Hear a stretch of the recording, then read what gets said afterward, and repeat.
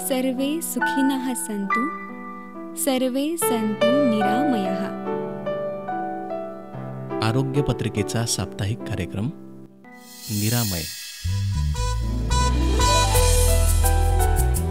निरामय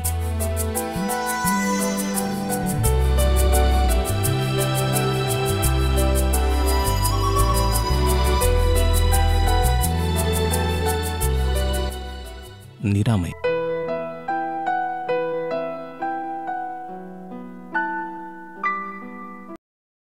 नमस्कार श्रोते हो, निरामय या कार्यक्रमामध्ये कार्यक्रमाचे सादर करते सूरज गोळे यांच्यासह मी ज्योती हातेकर आपणा सर्वांचं स्वागत करते आहे.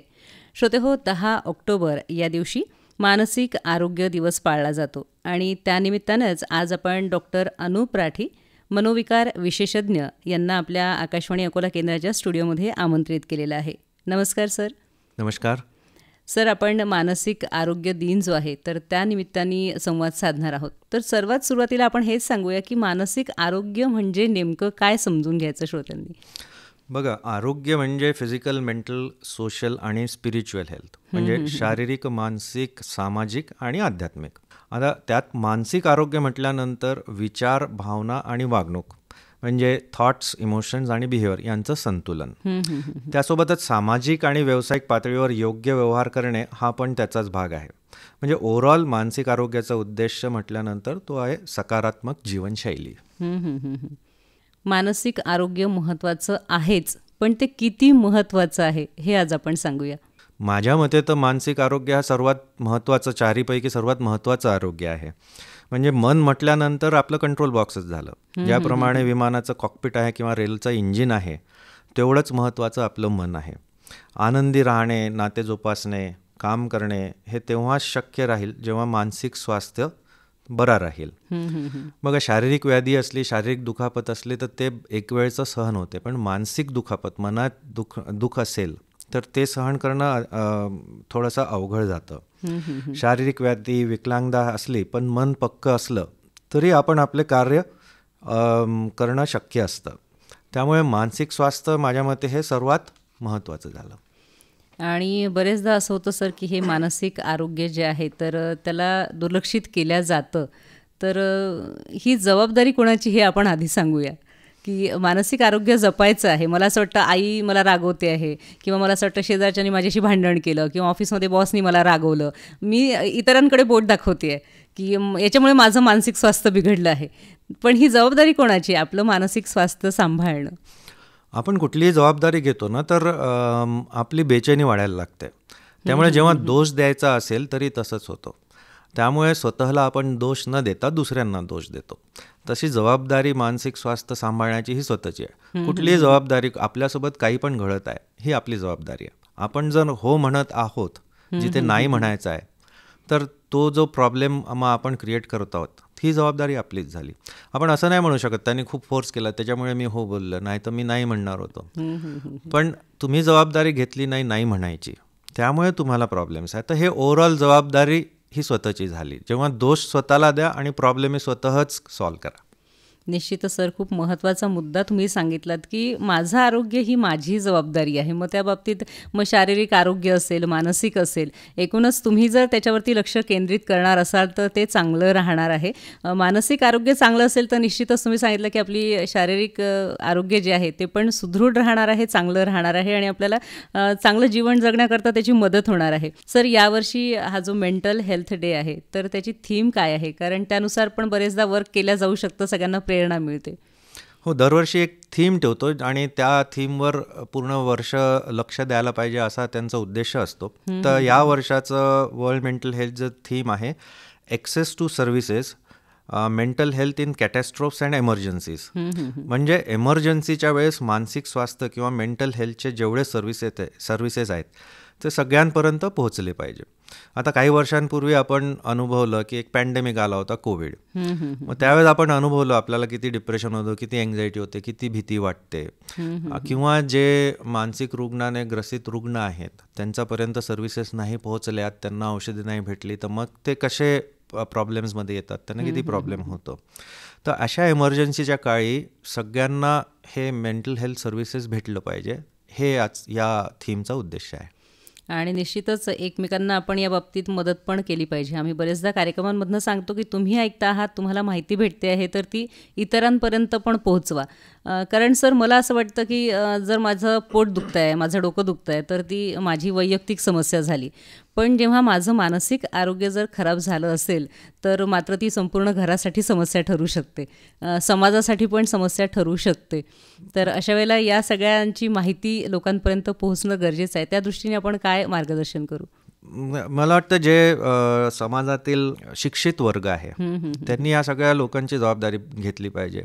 आम्हाला मेंटल हेल्थ सोल्जर्स आम्ही म्हणू ते त्याची आवश्यकता आहे.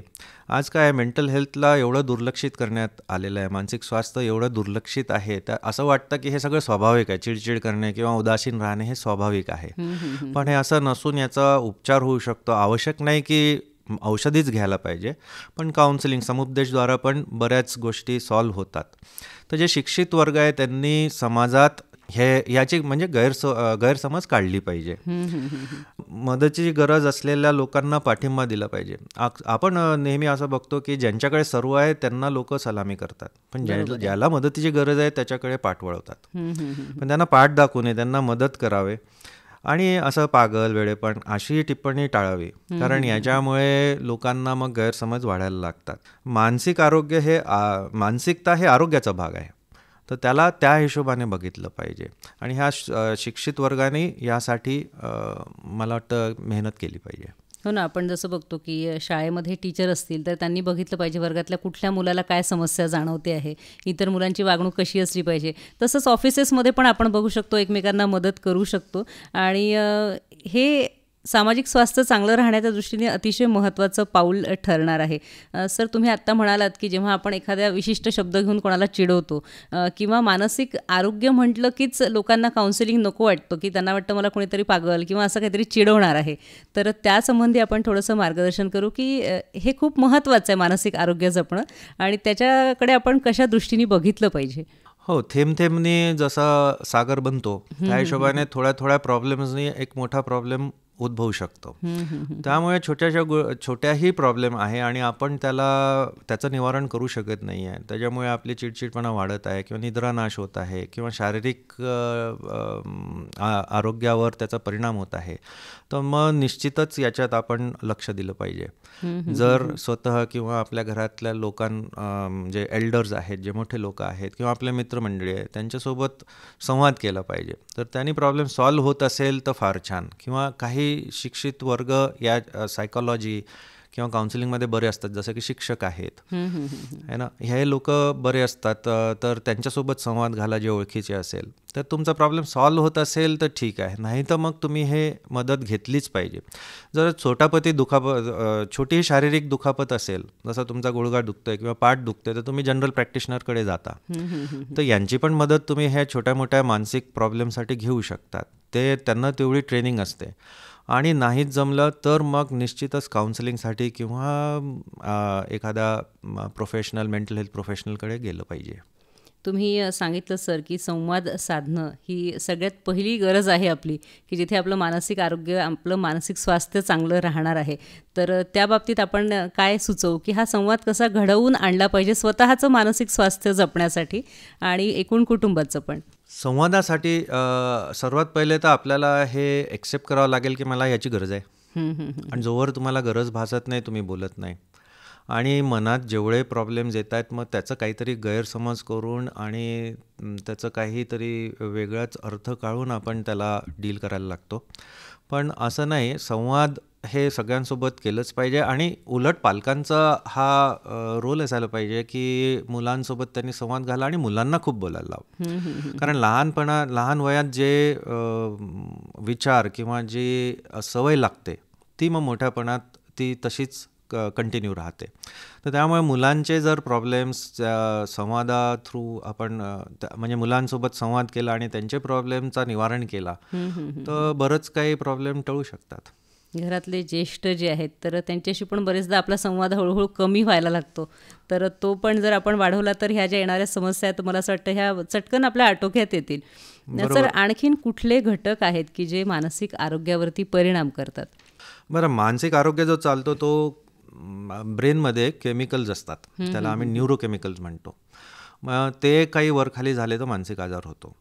म्हणजे एका मूवीमध्ये चांगलं सांगितलं आहे की केमिकल लोचा. असा केमिकल लोचा जर ब्रेनमध्ये झाला तर काही ना काही मानसिक त्रास होतो किंवा मानसिक आजार होतो.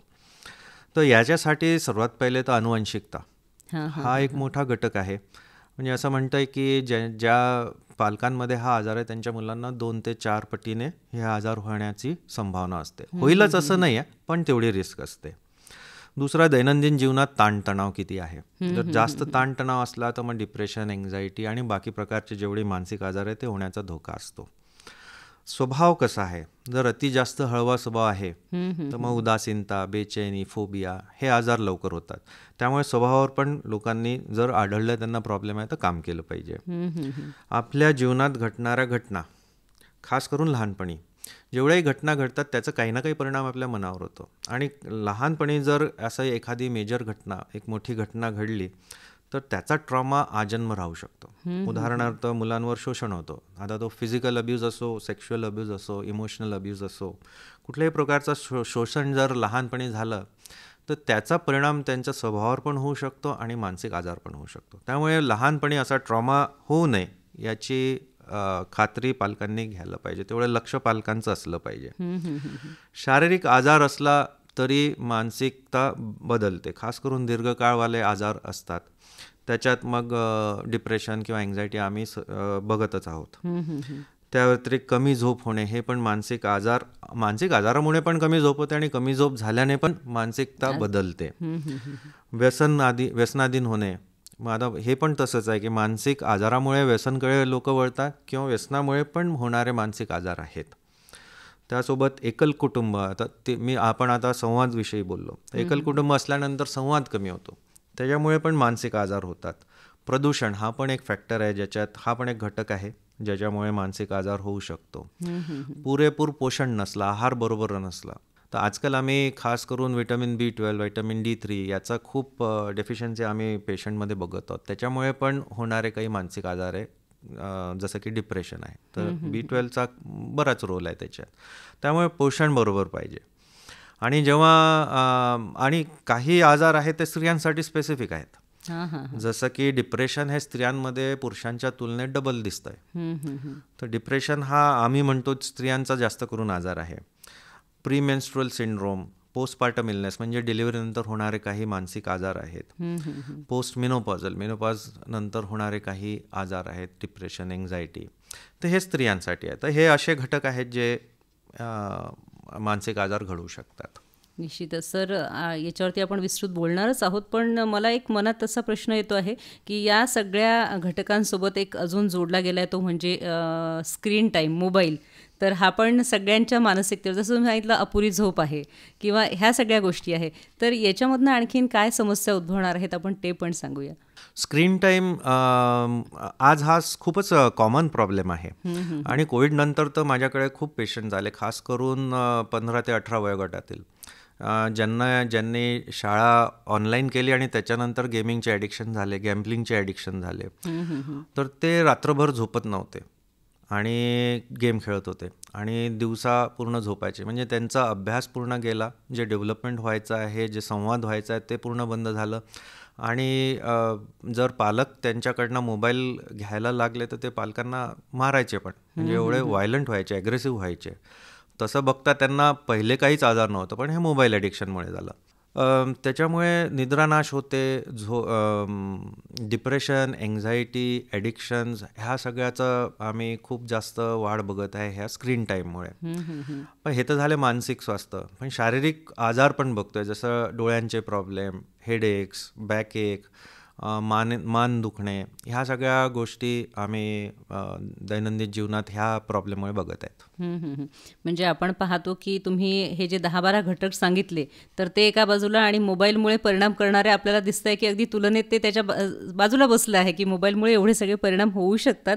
तर श्रोते हो, लक्षात घ्या की आपलं मानसिक आरोग्य जे आहे, आपल्याला थोडा वेळ मोबाईल पाहिल्याने छान वाटतं, पण त्यानंतर होणारे दुष्परिणाम जे आहेत ते बरेच मोठे असतात. त्यामुळे निश्चितच आपण या गोष्टीकडे लक्ष दिलं पाहिजे. पाहिजे. सर, आपण हे बरेचसे जे घटक सांगितले त्यात महिलांविषयी आपण सांगितलं की त्यांना नैराश्य फार लवकर येतं, तर त्याची काय कारणं सांगू आपण किंवा त्याच्यावर काय उपाययोजना करता येईल, आपल्याला काय खबरदारी घेता येईल?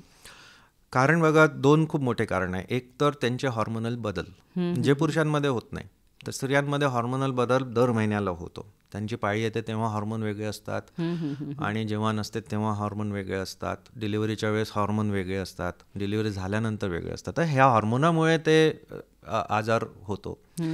आणि दुसरा म्हणजे सामाजिक कारण आहे, तो म्हणजे आपण स्त्रियांना दुय्यम दर्जा देतो. अपेक्षा खूप आहेत स्त्रियांकडनं, पण दर्जा दुय्यम आहे. त्यांच्याकडे लक्ष दिलं जात नाही, त्यांना आदराने बघितलं जात नाही, त्यांच्या इच्छा पूर्ण केल्या जात नाहीत. बरेचदा त्यांना दाबून ठेवतात, त्यांना घरातच राहावे, बाहेर न जावे, दुसऱ्यांसोबत न भेटावे, असे पण बरेचसे रेस्ट्रिक्शन्स बऱ्याच घरात आहेत. आणि अशामुळे ते त्यांच्या भावना व्यक्त करू शकत नाही, त्यांचे विचार व्यक्त करू शकत नाही, त्यामुळे पण उदासीनता होते.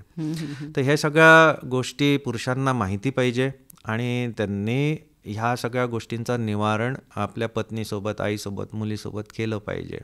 मुलगी आहे म्हणजे जेंडर डिफरन्स का असावा हा मला कधीच कळलं नाही. मुलगा आहे तर त्याला वेगळं आणि मुलगी आहे तर त्याला वेगळं, हा जेंडर डिफरन्स नको.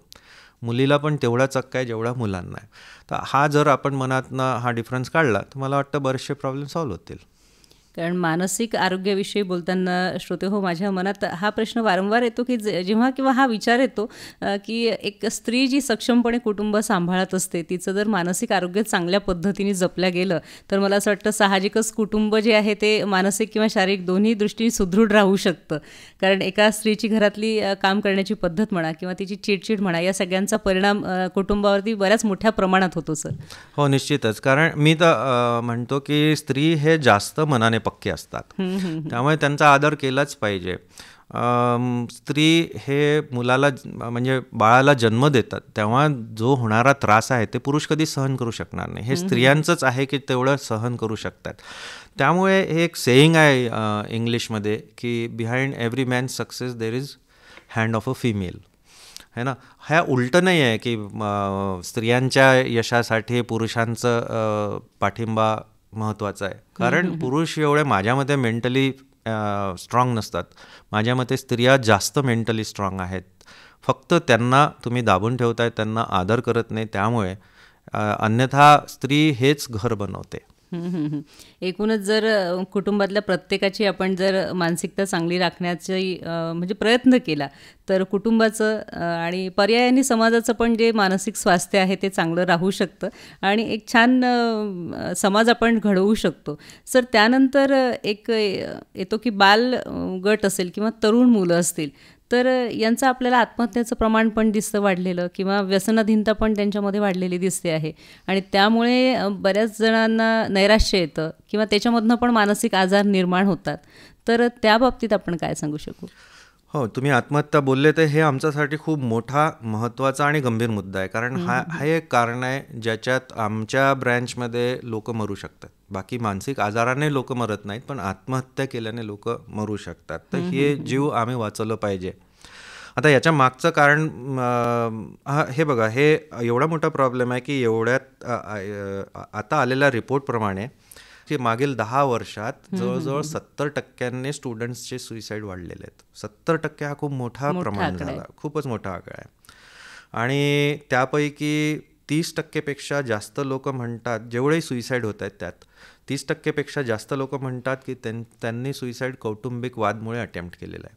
म्हणजे कौटुंबिक वाद हा खूप मोठा कारण आहे आत्महत्या करण्याचा. त्यामुळे आपसातले संवाद जे आपण म्हणत होतो हे प्रॉपर पाहिजे. कुटुंबाचा जो मुख्य आहे त्यांनी हे लक्ष दिलं पाहिजे की हा कुटुंब चांगला आणि याच्यात सुसंवाद चालू आहे. दुसरं कारण महत्त्वाचं म्हणजे परीक्षेमध्ये फेल होणे. ह्या लहान मुलांमध्ये, किशोरवयीन मुलांमध्ये हा खूप मोठा कारण आहे. त्यामुळे गव्हर्नमेंटने एक स्टेप पण घेतला की 9वीपर्यंत कुणाला नापास करू नका. त्याच्यामुळे थोडेसे आत्महत्याचे प्रमाण जरूर कमी झाले. पण आता एंट्रन्समध्ये होणारे फेलियर्स ह्याच्यातला आत्महत्याचे प्रमाण वाढायला लागले आहेत. कारण एंट्रन्स हा मुलांसाठी खूपच महत्त्वाचा एक बाब बनली आहे आणि त्यात जर नापास झाले तर ते बरेच मुलं आत्महत्याचा प्रयत्न करत आहेत. एक अजून कारण आहे जो आहे तो आहे प्रेम प्रकरण. तुमचे रिलेशनशिप्स जे होत आहेत आजकालच्या मुलांना मध्ये, त्यात जर फेलियर आलं, त्यात जर ते अयशस्वी झाले, तर मग ते आत्महत्याचा प्रयत्न करतायत. व्यसन हा एक अजून मोठा कारण आहे. कुठल्याही प्रकारचा मानसिक आजार जसं डिप्रेशन वगैरे असलं तर हे करतायत. शाळेत, कॉलेजमध्ये किंवा घरी होणारा छळ हा पण एक कारण आहे ज्याच्यामुळे हे आत्महत्या करायचा प्रयत्न करतायत. निश्चितच आपण पाहतो की घरातल्या एकेका सदस्याचं जर मानसिक आरोग्य सुधारत गेलं तर ह्या सगळ्या समस्या आटोक्यात आणण्याला खूप जास्त मदत होणार आहे. सर, नैराश्याकडे वळणारे घरातला कुठलाही सदस्य असेल तर आपण काय लक्षणं सांगू की आपल्याला थोडंसं आधी लक्षात आलं तर आपण त्याच्यावरती उपाययोजना करू? तुम्हाला क्लिअर कट त्याच्या स्वभावात बदल दिसायला लागेल. तो जो बोलका मनुष्य होता तो कमी बोलायला लागेल, स्वतःमध्ये राहायला लागेल. तुम्ही नेहमी बघाल की तो काहीतरी विचारच करत आहे. त्याची एकतर झोप उडेल किंवा खूप जास्त झोपेल. तो जेवण कमी करायला लागेल, त्याचा आहार अपुरा राहील. तो उदास दिसायला, म्हणजे त्याच्या चेहऱ्यावर निरंतर उदासी दिसेल. कधी कधी तुम्ही त्याला रडताना पण बघू शकता. कधी बोलताना तो असा बोलू शकतो की माझा आता जगण्यात काही अर्थ नाही, माझं जीवन निरर्थक झालं, ह्या प्रकारचे शब्द तो काढू शकतो. असे काही तुम्ही व्यवहार त्याच्यात बघत आहात तर तुम्ही तिथे लक्ष दिलं पाहिजे किंवा कुणाची प्रोफेशनल हेल्प घेतली पाहिजे. थोडीशी नोंद आपण या गोष्टींची घेतली पाहिजे. आणि तुम्ही सांगितलं की एकमेकांशी सुसंवाद जर असेल तर आपल्या हे चटकन लक्षात येईल की या व्यक्तीमध्ये काहीतरी बदल होतो आहे, हा नेहमीसारखा वागत नाही आहे आणि निश्चित त्याला काहीतरी समस्या भेडसावते आहे आणि आपण त्याच्यावरती उपाययोजना केली पाहिजे, त्याच्याशी बोललं पाहिजे. सर, एकूणच जेव्हा मानसिक आरोग्य आपण बोलतो आहोत तर जरी माझी स्वतःची जबाबदारी आहे, मला आनंदी राहायचं आहे किंवा माझी शारीरिक सुदृढता पण माझ्या हातात आहे, पण एखाद्या वेळेला काही गोष्टींचा परिणाम होऊन गेला, मला नैराश्य आलं, तेव्हा ती माझी जबाबदारी उरत नाही, कारण ती समस्या मला ग्रासते हे मला कळत नाही. अशा वेळेला पालक असतील किंवा समाज असेल तर यांनी या गोष्टीकडे लक्ष दिलं पाहिजे. तर त्यांची भूमिका काय सांगू आपण? त्यांनी कुठल्या पद्धतीने हे प्रकरण हाताळलं पाहिजे? याच्यासाठी अवेअरनेस हे अतिमहत्त्वाचं आहे. तर ह्या विषयांवर समाजामध्ये, शाळेमध्ये जे NGOs असतात त्यांनी पण यावर अवेअरनेस प्रोग्राम घेतले पाहिजेत. लोकांना अवगत करून दिलं पाहिजे की हे कुठले आजार असतात, त्याचे लक्षणं काय.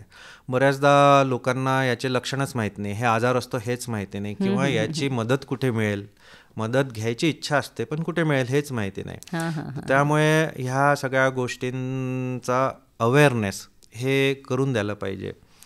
दुसरा, मी जसं म्हटलं की मानसिक आजाराविषयी गैरसमज कळायला पाहिजे. बऱ्याच लोकांना असं वाटतं की झोपेच्या गोळ्या देऊन झोपून टाकतात, त्याच्यामुळे लोक बरे होतात. तर हा प्रकार नाही आहे. आजकाल तर खूप नवीन पद्धतीचे मेडिसिन झाले आहेत, त्याचे साईड इफेक्ट्स कमी आहेत आणि प्रत्येक आजारासाठी वेगवेगळ्या औषधी आहेत. आणि हा मार्केट जो आम्ही म्हणतो की मेंटल हेल्थ फार्मास्युटिकल, हा खूप मोठ्या प्रमाणात आज वाढ घेत आहे. कारण डिप्रेशन, एन्झायटी हे खूप प्रमाणात आहे आज आणि लोक घेत आहेत त्याची हेल्प. तर त्याच्यामुळे ह्या औषधाने तुमचं डिप्रेशन किंवा एन्झायटी टोटली बरा होऊ शकतो, याची जाणीव असायला पाहिजे लोकांना. आणि जे शिक्षित वर्ग आहे त्यांनी ज्याला मदतीची गरज आहे त्याला मदत करावी आणि काही अशा टिप्पण्या करू नये ज्याच्यामुळे लोक मानसिक आजाराला काही वेगळं समजतील. हे समजून घ्यावं की हे एक आरोग्य आहे, हे एक आजार आहे आणि त्याची मदत आपण घेतलीच पाहिजे. वृद्ध किंवा ज्येष्ठ नागरिक जे आहेत तर त्यांच्यासाठी आपण काय सांगू सर, की त्यांनी काय सवयी थोड्याशा आपल्याला लावून घ्याव्यात की जेणेकरून त्यांना एकटं वाटणार नाही किंवा असल्या कुठल्या समस्या त्यांना ग्रासणार नाहीत? वृद्धांमध्ये सर्वात मोठा प्रॉब्लेम म्हणजे एकलपणा, एकटेपणा. कारण कधी कधी असं होतं की जे त्यांचे मित्र असते ते एक तर आजारी असतात त्यामुळे भेटू शकत नाही किंवा ते नसतात, जग सोडून जातात, त्याच्यामुळे यांना एकटेपणा जास्त वाटतं. तर त्याकरता थोडीफार कसरत, म्हणजे ते पहिल्यापासून सवय असली तर पुढे एवढं अवघड जात नाही. एक सोशल सपोर्ट ठेवावा, मित्र ठेवावेत, जेवढं शक्य असेल तेवढं, जेवढा मोठा ग्रुप असेल त्यांना तेवढा संधी भेटते लोकांना भेटायची, त्यांच्या घरी जायची, त्यांना आपल्या घरी बोलवायची, रेग्युलर मीटिंग घ्याच. बऱ्याच मी असं बघितलं आहे की ग्रुप्समध्ये वृद्ध लोक आजकाल भेटत आहे, मॉर्निंग वॉकला जातात, प्रत्येक आठवड्याला मीटिंग ठेवतात. तर हे त्यांच्यासाठी खूप चांगलं आहे. कसरतीमध्ये काही टाईम जातो आणि काही छंद असल्यास, हां हां हां हां. काही छंद असेल तर त्या छंदामध्ये ते वेळ घालू शकतात, तर आणि त्यांनी आनंद भेटतो. आणि सर्वात मोठा मुद्दा मला असं वाटतं की घरात जसं मी बोललो की सुसंवाद असला तर मुलांसोबत आपल्या काय म्हणतात त्यांना, नातवंड जे आहेत आपली. नातवंडासोबत आपण वेळ घालू शकतात, त्यांना आपले संस्कार पोहोचू शकतात, त्याच्यातही बराच चांगला टाईमपास होतो. आईवडिलांना आज वेळ नाही आहे, मग तुम्ही नातवंडासोबत वेळ घालवा, त्यांना संस्कार द्या, तर हा चांगला एक छंद असू शकतो. लहान मुलांचं मानसिक आरोग्य जे आहे ते पण जपल्या गेलं पाहिजे, तर त्यासाठी आपण काय काळजी घ्यावी आणि शाळांची पण काय जबाबदारी आपण सांगू? बघा, लहान मुलांना सर्वात जास्त पाहिजे ते करमणूक आणि तुमचा वेळ. तर तुम्ही वेळ द्यायला पाहिजे आणि करमणुकीद्वारे त्यांच्यासोबत भावनिक नातं जोडलं पाहिजे. त्यांच्यासोबत संवाद साधा, त्यांच्यासोबत बोला, पण त्यासोबत त्यांना ऐकासुद्धा. त्यांचे जेवढेही मनातले जेवढेही गुंतागुंती आहेत त्याचं निवारण करा, त्यांचे प्रॉब्लेम सॉल्व्ह करा, त्यांच्यासोबत खेळा, म्हणजे आउटडोर गेम्स खेळा, बरेचसे फिजिकल ॲक्टिव्हिटीज करा, ज्याच्यामुळे त्यांची फिजिकली इमोशनल वाढ होते, म्हणजे शारीरिक आणि भावनिक वाढ होते.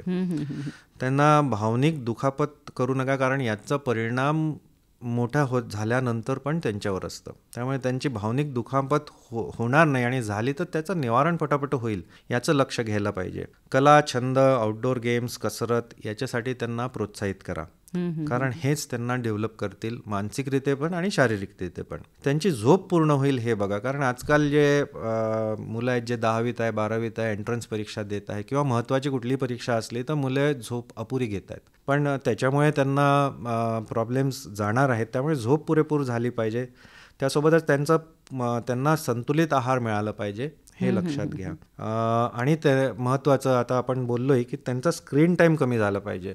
स्क्रीन टाईममुळे कॉन्सन्ट्रेशन, एकाग्रता आणि बरेचसे मानसिक प्रॉब्लेम आम्हाला दिसत आहेत. त्यामुळे स्क्रीन टाईमला कंट्रोल करणे हे महत्त्वाचं आहे, हे त्यांना शिकवणे हे महत्त्वाचं आहे. जितपत शाळांचा प्रश्न आहे, तर शाळांमध्ये मानसिक स्वास्थ्य आणि त्याचे महत्त्व हे सगळ्या मुलांना शिकवलं पाहिजे, कारण मानसिक स्वास्थ्य अजून कुठून शिकत नाहीत मुलं. तर कमीत कमी पालकांनी आणि शाळांमध्ये शिक्षकांनी याचं महत्त्व त्यांना कळून दिलं पाहिजे. शाळेत सर्वात मोठा प्रॉब्लेम जो मानसिक प्रॉब्लेम येतो ते बुलिंगमुळे येतो. हा बुलिंग म्हणजे किंवा मोठे मुलं लहान मुलांना खूप त्रास देतात, छळ करतात, हा खूप मोठा प्रॉब्लेम आहे. तर त्याच्यावर शाळांनी प्रतिबंध आणला पाहिजे, किंवा असं झालं तर त्याच्यावर कार्यवाही केली पाहिजे. शिक्षकांचे विद्यार्थ्यांसोबत चांगलं नातं असलं पाहिजे, कारण आज मी बघतोय की शाळा आणि ट्युशन क्लासेस म्हटल्यानंतर अख्खा दिवस ते शिक्षकांसोबतच आहेत, पालकांसोबत वेळ कमी भेटतो. त्यामुळे शिक्षक एक प्रकारचे गार्डियनच झाले त्यांचे. तर शिक्षकांचं जर नातं व्यवस्थित असलं तर बरेचसे मुलांचे प्रॉब्लेम शिक्षकही सॉल्व्ह करू शकतात. आणि एक महत्त्वाचा मुद्दा, आणि आता गव्हर्नमेंटनी पण त्यासाठी इन्स्ट्रक्शन काढले की शाळेंमध्ये एक काउन्सिलर असायला पाहिजे. तर ज्या मुलांना प्रॉब्लेम्स आहेत, तुम्हाला प्रॉब्लेम आढळत आहे आणि तुम्ही सॉल्व्ह करू शकत नाही, त्यांना मग काउन्सिलरकडे पाठवा, आणि मग ते त्यांचं काउन्सिलिंग करतात, बऱ्याचदा त्यांच्या पालकांसोबतही बोलतात आणि त्यांचे प्रॉब्लेम सॉल्व्ह करतात. निश्चितच सर, आज आपण मानसिक आरोग्य दिनानिमित्त संवाद साधला, तर जाता जाता काय संदेश द्याल श्रोत्यांना? मी हेच म्हणेल की मन शांत असेल तर जीवन संतुलित राहणार. तर एक खूप चांगलं सेईंग आहे इंग्लिशमध्ये की mental health is a journey and not a destination. म्हणजे रोज मनावर आपलं काम केलं पाहिजे, मनावर जास्तीत जास्त काम करा आणि आनंदी राहा. तर काल जे झालं आहे ते सोडा, आणि आज नवीन दिवस आहे, नवीन दिवसाला नवीन गोष्टी करा आणि आनंद आणा जीवनात. निश्चितच मला असं वाटतं हा मानसिक आरोग्य दिन जो आहे, तर या दिनाच्या निमित्ताने सर्वांनी एक असा आपला प्रयास ठेवला पाहिजे की आम्ही आनंदी राहणार आहोत. आणि निश्चितच मला असं वाटतं की आजचा कार्यक्रम ऐकणारे, मुलाखत ऐकणारे जे सर्व श्रोते आहेत, तर त्यांना एक उत्कृष्ट मार्गदर्शन आपल्या शब्दांमधून मिळालेलं आहे. त्यासाठी आकाशवाणी अकोला केंद्रातर्फे मी आपले आभार मानते आहे. धन्यवाद. धन्यवाद.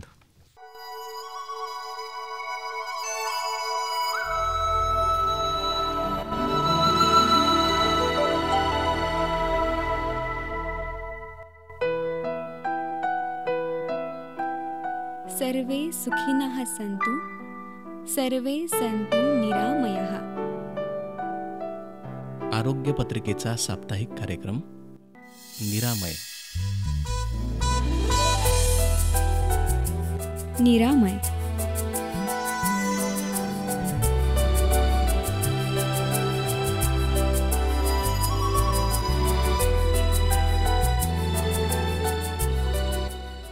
निरामय.